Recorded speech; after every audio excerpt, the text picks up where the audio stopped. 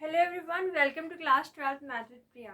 तो हम UP board, CBSE board, NCERT के जो इम्पोर्टेंट क्वेश्चन है उनको डिस्कस कर रहे हैं। अगर आप अदर बोर्ड से भी हैं तो भी इम्पोर्टेंट क्वेश्चन है। तो ये क्वेश्चन जो है वो है हमारे पास प्रायिकता से, और प्रायिकता का काफ़ी इम्पोर्टेंट क्वेश्चन है।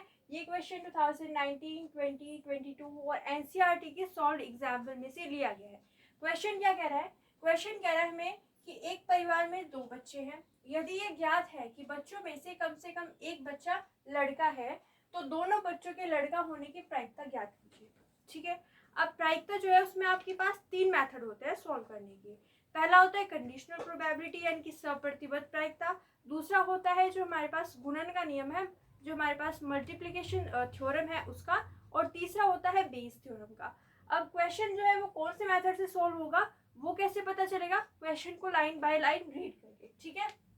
यहाँ पे क्या लिखा हुआ है? एक परिवार में 2 बच्चे हैं। ठीक है, एक परिवार है उसमें 2 बच्चे हैं। आगे क्या है? यदि ये ज्ञात है, यदि यह ज्ञात है मतलब ये क्या है, हमें दिया हुआ है, ये पहले से गिवन है कि बच्चों में से कम एक बच्चा क्या है, लड़का है। 2 बच्चे हैं और उनमें से हमें ये पहले से ही बता दिया है कि उनमें से एक ना एक तो क्या होगा, लड़का होगा। ठीक है, आगे पढ़िए। तो दोनों बच्चों के लड़का होने की प्रायिकता हमें ज्ञात करनी है। अगर हमें ये पता है, ये हमें पहले से ही पता है कि उनमें से कोई ना कोई एक लड़का है, तो दोनों लड़के होने की क्या प्रायिकता है? क्वेश्चन में आप क्लियर हुआ आपको कि क्या कह रहा है क्वेश्चन? कि भाई यहाँ पे 2 बच्चे हैं, 2 में से एक तो हमेशा क्या रहेगा, लड़का। ये तो हमें पहले से बता दिया है, पर दोनों लड़के हैं ये हमें बताना है। ठीक है, तो ये हम कैसे बताएंगे? इसके लिए सबसे पहले आपको देखिए, यहाँ पे पहले कुछ चीज दी हुई है और हमें किसी और चीज को बताना है। मतलब पहले से कुछ दिया हुआ है और हमें अगली जो चीज है उसके बारे में बताना है। तो यहाँ पे यूज होता है सप्रतिबद्ध प्रायिकता यानी कि कंडीशनल प्रोबेबिलिटी। तो उससे आपको क्लियर हुआ। ये वर्ड आपको याद रखना है कि यहाँ पे ज्ञात है, दिया है, ऐसे कुछ वर्ड लिखे हुए रहते हैं। तो यहाँ पे हम कहते हैं कि हमने यहाँ पे बॉयज को बी से और गर्ल को जी से डिनोट कर लेते हैं। तो माना, यहाँ पे हम क्या लिखेंगे, माना लड़के को बी से निरूपित करते हैं, बी से निरूपित किया जा रहा है यहाँ पे, और जो लड़की है उनको जी से निरूपित करते हैं, और लड़की या लड़कियां जी से निरूपित की जाएगी, जी से निरूपित की जाएगी। ठीक है,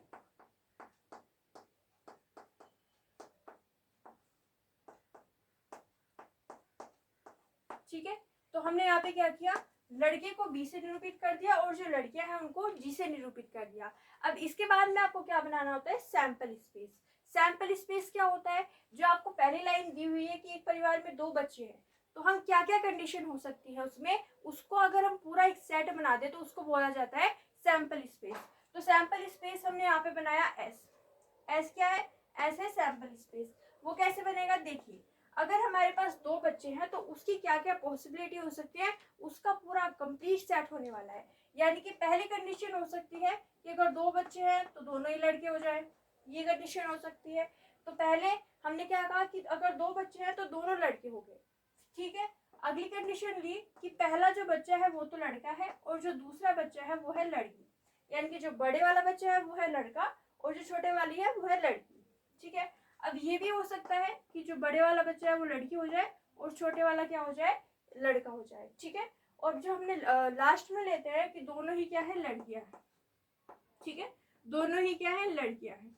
तो ये क्या बन गया हमारे पास, सैंपल स्पेस। सैंपल स्पेस में हमने क्या किया, एक परिवार में 2 बच्चे हैं तो उसकी क्या क्या पॉसिबिलिटी हो सकती है कि दोनों लड़के हों, पहले वाला लड़का हो दूसरे वाली लड़की हो, पहले वाली लड़की हो दूसरे वाला लड़का हो, या फिर दोनों ही लड़कियां हो जाए। तो ये क्या हो गया, कंप्लीट सैंपल स्पेस। ठीक है, अब यहाँ पे हमें क्या करना है, दोनों बच्चों के लड़के होने की प्रायिकता निकालनी है। ठीक है, तो ये क्या हो गई हमारे पास, एक घटना, एक इवेंट। तो इसको हम कह देते हैं कि ई एक घटना है और ई क्या है, ई है हमारे पास कि दोनों ही बच्चे क्या है, लड़के हैं। ठीक है, तो दोनों बच्चे के लड़के होने की प्रायिकता, दोनों बच्चे लड़के हैं, ये क्या है हमारे पास, घटना है, इवेंट है, दोनों बच्चे लड़के हैं। ये हमने क्या ले ली, एक घटना ले ली। ठीक है, अब ये जो है ई, इसको हम सेट की फॉर्म में दिखा देते हैं। तो सेट की फॉर्म में कैसे दिखाएंगे, लिखेंगे, दोनों बच्चे लड़के हैं, इसका मतलब क्या है कि बी जो है हमारे इसमें आने वाला है। मतलब हम इसको कैसे लिखेंगे, यहाँ पे सेट बनाएंगे और ये जो पहले वाला एलिमेंट है बी ये यहाँ पे आ जाएगा, क्योंकि ये क्या कह रहा है, ये कह रहा है कि दोनों ही लड़के हैं, तो हम यहाँ पे क्या करेंगे बी यहाँ पे लिख लेंगे। ठीक है, तो ये हो गया हमारे पास इवेंट, घटना। ठीक है, अब एक और घटना हमें दी हुई है, वो क्या है कि उनमें से बच्चों में से कम एक बच्चा लड़का है। ठीक है, तो इसको हम कह देते हैं कि हमारे पास एफ घटना है, और एफ क्या है, एफ है हमारे पास दोनों में से कम एक लड़का है। तो दोनों बच्चों में से यहाँ पे क्या आएगा, बच्चों में से दोनों बच्चे हैं तो यहाँ पे दोनों लिख देता है। ठीक है, तो हम यहाँ पे क्या लिखेंगे, दोनों बच्चों में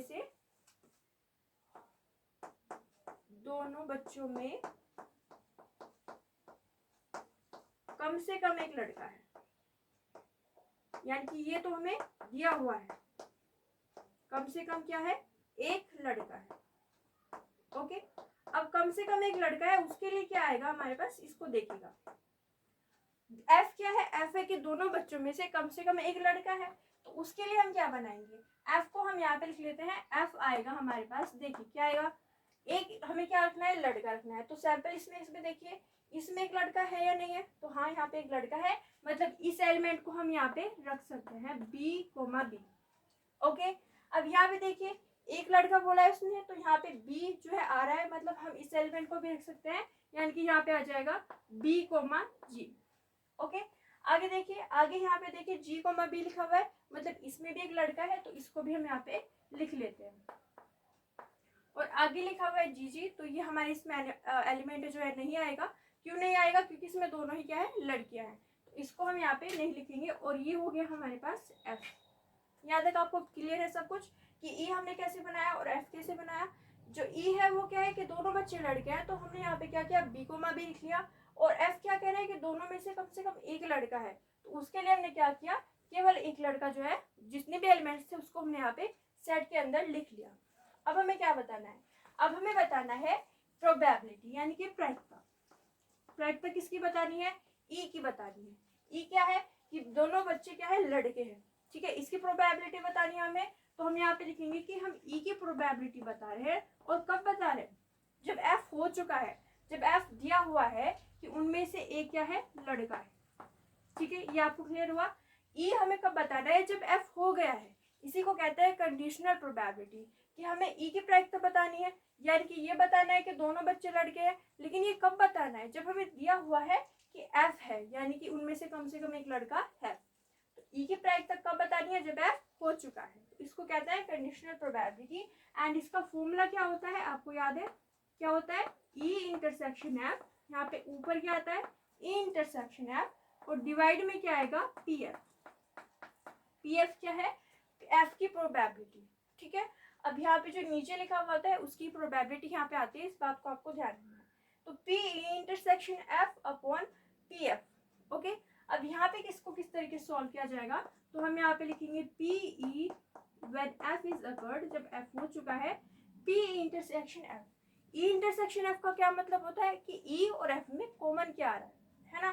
तो ई और एफ में कॉमन क्या आएगा हमारे पास, देखिए यहाँ पे ई इंटरसेक्शन एफ है, इसमें क्या लिखा हुआ है, बी लिखा हुआ है, और इसमें भी एक कॉमन क्या आ रहा है, बी। ओके, अब यहाँ पे हम क्या करने वाले हैं, प्रोबेबिलिटी का फॉर्मूला लगाने वाले हैं। प्रोबेबिलिटी का फॉर्मूला क्या होगा कि ऊपर तो आएगा एन ई इंटरसेक्शन एफ, यानी कि इसमें नंबर कितने आ रहे हैं, ई इंटरसेक्शन एफ में कितने एलिमेंट्स हमारे आ रहे हैं, और नीचे आएगा कि टोटल सैंपल स्पेस में कितने एलिमेंट्स हैं। ये आपको क्लियर है कि प्रोबेबिलिटी का फॉर्मूला क्या होगा, एन ई इंटरसेक्शन एफ, की ई इंटरसेक्शन एफ में कितने एलिमेंट्स हैं डिवाइडेड बाय सैंपल स्पेस में कितने एलिमेंट्स हैं। तो हमने इसका फॉर्मूला लिख दिया। इसी तरीके से इसके लिए लिखेंगे कि एन एफ में कितने एलिमेंट्स हैं अपॉन हमारे पास जो सैंपल स्पेस है उसमें कितने एलिमेंट्स हैं, तो यहाँ पे आएगा एन एस। ओके, तो एन एस से एन एस तो कैंसिल आउट हो रहा है, मतलब यहाँ पे सिंपली हमें क्या मिलने वाला है, N E intersection F and divide में क्या आएगा, एन एफ। तो ये सिंपल फॉर्मूला यहाँ पे हमें दिख रहा है। ठीक है, एक मिनट देख लेते हैं कि आपको दिख भी रहा है या नहीं। ओके, ये विजिबल है। तो यहाँ पे क्या है, पी ई इंटरसेक्शन एफ, यहाँ पे N E intersection F upon N F. Okay, अब वैल्यूज पुट करनी है सिंपली। तो यहाँ पे एन ई इंटरसेक्शन एफ में क्या आएगा, देखिए इसमें और इसमें क्या कॉमन आ रहा है, एक एलिमेंट कॉमन आ रहा है, कौन सा, बी, बी कोमा बी वाला एक एलिमेंट कॉमन आ रहा है, मतलब इसके जगह पे हम क्या लिख देंगे 1। तो पी ई इंटरसेक्शन एफ क्या आएगा, यहाँ पे वैल्यू पुट करते हैं, इसकी जगह पे क्या पुट करेंगे 1 अपॉन एन एफ, यानी कि एफ में टोटल नंबर ऑफ एलिमेंट्स कितने हैं, तो एफ क्या है, दोनों बच्चों में से कम एक बच्चा क्या है, लड़का, और एफ में कितने एलिमेंट्स है, 3, 1 2 एंड 3। तो यहाँ पे क्या आ जाएगा, 3 एलिमेंट्स आ जाएंगे, और यही क्या हो जाएगी हमारे पास प्रोबेबिलिटी, यानी कि दोनों बच्चों के लड़का होने की प्रोबेबिलिटी प्रायिकता कितनी है, 1/3 है। ठीक है, ये क्वेश्चन आपको क्लियर हुआ, और मेथड कैसे यूज किया हुआ आपको क्लियर हुआ। एक बार फिर से देख लेते हैं कि हमने इस क्वेश्चन को कैसे सॉल्व किया।